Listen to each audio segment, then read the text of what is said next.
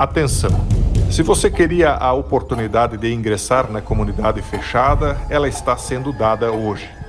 A imensa maioria de nós não percebe como a natureza e a sociedade têm se transformado de forma radical. Robôs e inteligências artificiais substituirão os despreparados, ao mesmo tempo em que vemos experiências genéticas desafiando a própria concepção do que é ser um ser humano. A última tentação da humanidade será uma marca irreversível e, ao mesmo tempo, semelhante à que marcou nossos mais longínquos antepassados. A classe dominante, que urde as transformações em um verdadeiro estratagema avatar, conduz o teatro de operações abaixo do radar dos desavisados. Por que estão fazendo isto? Quem conduz as cordas desde os bastidores? Haverá uma escapatória? Sim, e as pessoas que já fazem parte da comunidade fechada poderão testemunhar nos comentários algumas das séries que você encontrará lá. Nenhuma outra geração viveu um tempo tão difícil como este que está apenas iniciando. Ingresse nesta caminhada junto com nossa comunidade, que terá vídeos explicativos e lives de interação semanal, onde respondo suas perguntas. Para isto, clique no link da descrição deste vídeo ou do comentário fixado. E lembre-se, permaneça humano, resista à última tentação da humanidade.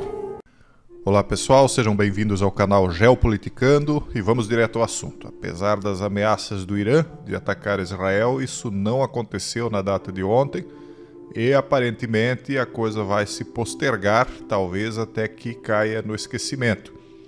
O Blinken está visitando Israel tentando, através de uma turnê no Oriente Médio, impedir que essa guerra aconteça, até porque para os democratas uma nova frente de guerra nesse momento seria péssimo. Eles já estão apoiando a Ucrânia e estão perdendo, ou pelo menos estão empatados, para não dizer que estão perdendo, e abrir mais um fronte em Teherã não seria bom. Então o secretário de Estado dos Estados Unidos, Antony Blinken, participará nessa terça-feira, hoje, nessa viagem, numa turnê para tentar impedir que realmente isso aconteça e tentar também um cessar-fogo entre Israel e o Hamas, o que eu acho que é um pouco mais difícil de que eles vão conseguir.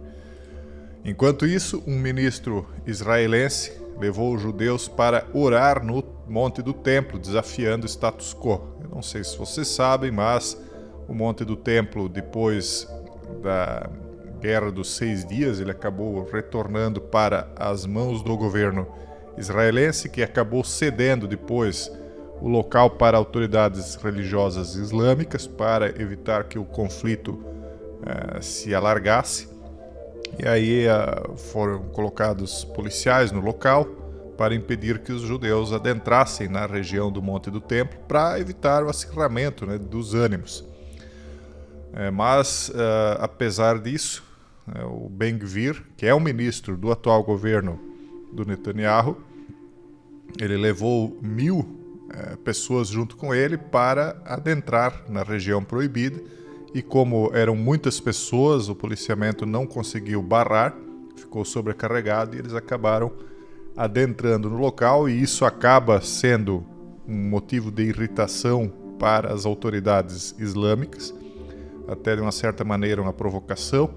Lembrando que tem algumas autoridades islâmicas que são apoiadores de Israel, como por exemplo a Jordânia, que prometeu que vai barrar ataques iranianos, só que esse tipo de atitude do Ben-Gvir acaba irritando até esses, porque, não talvez por eles talvez não estão nem preocupados com isso, mas porque o povo dos seus países acaba pressionando politicamente contra Israel, E aí eles ficam pressionados. Por um lado, eles estão fazendo alianças com Israel, e por outro lado, o Ben-Gvir vai lá e faz com que o seu eleitorado, ou seus apoiadores, porque lá não há essa democracia super democrática, o estilo ocidental, que é super, todo mundo sabe do que eu estou falando. E aí isso acabou causando irritação também no primeiro-ministro Benjamin Netanyahu, porque porque para ele também a coisa fica complicada, ainda mais que eles estão pisando em ovos, né, depois de tudo que aconteceu aí. O primeiro-ministro israelense Benjamin Netanyahu divulgou uma declaração mostrando evidente irritação com a aventura de Ben-Gvir, dizendo que é o governo e o primeiro-ministro que determinam a política no Monte do Templo. Não há política privada de nenhum ministro, nem do ministro da Segurança Nacional, nem de nenhum outro ministro no Monte do Templo. Assim tem sido sob todos os governos de Israel. O incidente desta manhã no Monte do Templo desviou-se do status quo. A política de Israel em relação ao Monte do Templo não mudou. É assim que tem sido e é assim que será. E por outro lado, Israel cada vez mais está cogitando se voltar para suas próprias forças em meio a tensões com os Estados Unidos, né, com o crescimento do esquerdismo woke dentro dos Estados Unidos, com o crescimento das forças políticas islâmicas também dentro dos Estados Unidos e de apoiadores da Palestina e tudo mais o que vocês sabem. Os Estados Unidos vão aos pouquinhos, né, dando menos apoio a Israel. E aí Israel começa a se preparar para eventualmente um dia não poder mais contar com os Estados Unidos, como por exemplo pôde contar agora quando o Irã ameaçou de fazer um ataque. Os Estados Unidos colocou suas forças todas, ou todas não, mas uma boa parte no litoral de Israel, né, mandando um recado para o Irã: se atacar, nós vamos atacar também. Após 10 meses de conflito, Israel tirou uma lição crucial: a necessidade de produzir e desenvolver de forma indígena, ou seja, local, armamento crítico para as forças de defesa de Israel. Historicamente, Israel adquiriu alguns desses armamentos de países estrangeiros, principalmente Estados Unidos. Israel Hoyom tomou conhecimento de uma decisão de desenvolver e fabricar internamente bombas pesadas para a Força Aérea Israelense, incluindo de 1 tonelada, semelhante às MK-84 americanas. É que os países, eles aos poucos estão se isolando, cada um cuidando dos seus problemas, né? Porque o mundo está ficando conflituoso, os recursos estão começando a ficar mais escassos, as alianças já estão um pouco desgastadas porque cada um puxa para o seu interesse, como por exemplo aqui, uma pergunta do The National Interest, né? Ele está perguntando se Israel deve cruzar o Rubicão da Rússia. Por quê? Porque os Estados Unidos é o principal adversário russo nessa guerra da Ucrânia, né? E todos os países ocidentais que estão sob o guarda-chuva de proteção dos Estados Unidos acabaram apoiando a iniciativa dos Estados Unidos de defesa na Ucrânia. E Israel, embora tenha dado um apoio, foi um apoio muito modesto, né? Então, depois que, por um lado, Israel quer o apoio dos Estados Unidos contra o Irã, mas não se envolveu contra a Rússia. Até porque quando Israel estava envolvido na guerra da Síria, havia um acordo entre eles e a Rússia de não ataque mútuo, né? Cada um cuidava dos seus interesses e o objetivo de Israel maior naquela guerra ali era impedir que o Irã se posicionasse ali no norte de Israel, dentro da Síria. Então havia um respeito mútuo. Só que agora, depois desse ataque do dia 7 de outubro, a Rússia passou a apoiar mais fortemente o Irã, a defesa do Irã, né? E isso acaba que empurra Israel para se tornar um aliado mais próximo do Ocidente na guerra da Ucrânia, porque aí se ele enfraquece a Rússia não pode apoiar o Irã da mesma maneira que faria, né? Então, por exemplo, vamos ver aqui, até tem um comentário nessa matéria que eu achei interessante.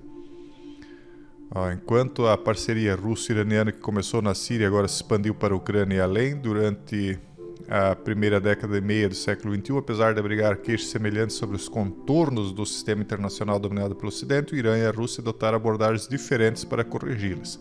Irã, interrupção, a Rússia, acomodação. Enfim, aí eles vão colocando aqui toda essa situação que eu já coloquei para vocês. E aí, na matéria do National Interest, eu percebo assim que eles querem dizer, olha, se Israel quer continuar tendo o apoio dos Estados Unidos, ele tem que entrar mais de cabeça apoiando os Estados Unidos em contrapartida.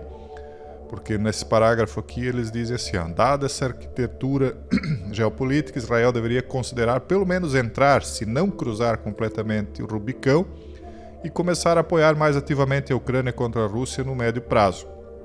Claramente, com o Oriente Médio em alerta no momento, Israel tem outras prioridades muito mais urgentes. No entanto, se e quando as tensões regionais começarem a diminuir, é hora de uma correção de curso na estratégia de Israel em relação ao conflito russo-ucraniano. Jerusalém deveria expandir gradual e silenciosamente seu apoio a Kiev, concentrando-se em aumentar o apoio de inteligência à Ucrânia, e, na medida em que puder poupá-los, enviar a Kiev um punhado de sistemas defensivos e munições. Parece que Israel não entrou nem no sistema de sanções contra a Rússia. Para eles, óbvio, né? Melhor ficar em cima do muro com relação à Rússia, porque eles já têm um problema bem sério com o Irã. Mas aí os Estados Unidos chiam, né? Como é isso? Quando vocês precisam eu apoio, quando eu preciso vocês ficam em cima do muro. Então é meio que, eu li essa matéria aqui meio como que uma cobrança, né, em relação a Israel. Vamos ver o que vem depois aí. Os países estão meio que se alinhando para uma terceira guerra, né? Espero que não aconteça, mas é o que está se desenhando. E a União Europeia atirou em Elon Musk por causa da entrevista que ele fez com Trump. Eu acabei não assistindo ainda, já tem tradução automática para o português, mas a União Europeia já está sendo criticada, principalmente a principal autoridade digital da Europa, que está enfrentando críticas por interferir nas eleições dos Estados Unidos, porque afinal de contas, que história é essa de vocês se meterem numa entrevista que o Elon Musk, que é cidadão americano, embora seja sul-africano, mas ele hoje é cidadão americano, uma entrevista que ele fez com um candidato à presidência norte-americano. O que vocês aí da União Europeia têm com isso? É a pergunta, basicamente, né? O principal fiscalizador digital da União Europeia tentou enfrentar Elon Musk. Em poucas horas, ele enfrentou acusações de intromissão na política americana e sua própria equipe estava recuando fortemente. Foi para a defensiva. Thierry Breton, que supervisiona a aplicação das novas regras de mídia social pelo bloco, enviou a Musk uma carta publicada no X alertando o magnata da tecnologia sobre a disseminação de conteúdo prejudicial. Eles não desistem, né? Isso aí não vai acabar bem para esse pessoal censor, né? Se as forças do Trump, aí, o Elon Musk, etc., prevalecerem, esse pessoal aí vai acabar se dando muito mal.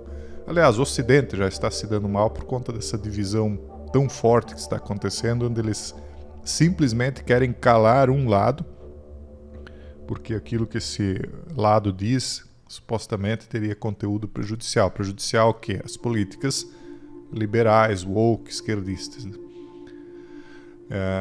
Por conta de coisas que ele publicou, então, antes da entrevista transmitida ao vivo de Musk com Trump. O bilionário da tecnologia rapidamente respondeu: para ser honesto, eu realmente queria responder com esse meme Tropic Thunder.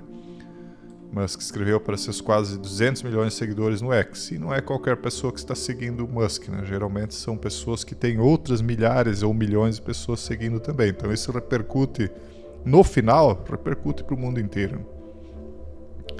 Mas eu nunca faria algo tão rude e irresponsável. Ele é justamente famoso por fazer isso. É a mais recente briga da Europa com Musk, que na semana passada entrou em conflito com políticos britânicos que o acusaram de incitar a violência no mundo real durante protestos de extrema-direita. Por quê? Porque o Musk disse: olha, o pessoal aí não está tão errado, né? Em outras palavras, ele não falou assim. Estão brigando aí pelo seu país e em outras palavras também disse: olha, na verdade as autoridades aí estão como inimigas do povo. Óbvio, né, que eles não iriam gostar, né, porque de fato é o que... Bom, deixa pra lá, né, eu não sou Elon Musk.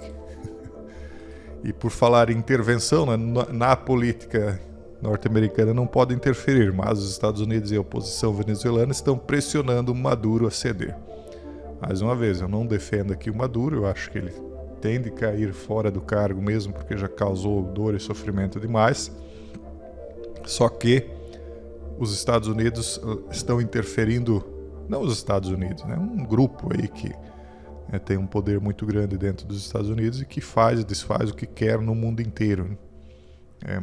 Ergue pessoas, derruba pessoas, diz quem pode falar, quem não pode. A verdade é essa. E o governo Biden ofereceu anistia ao presidente venezuelano, segundo essa matéria aqui que está no msn.com.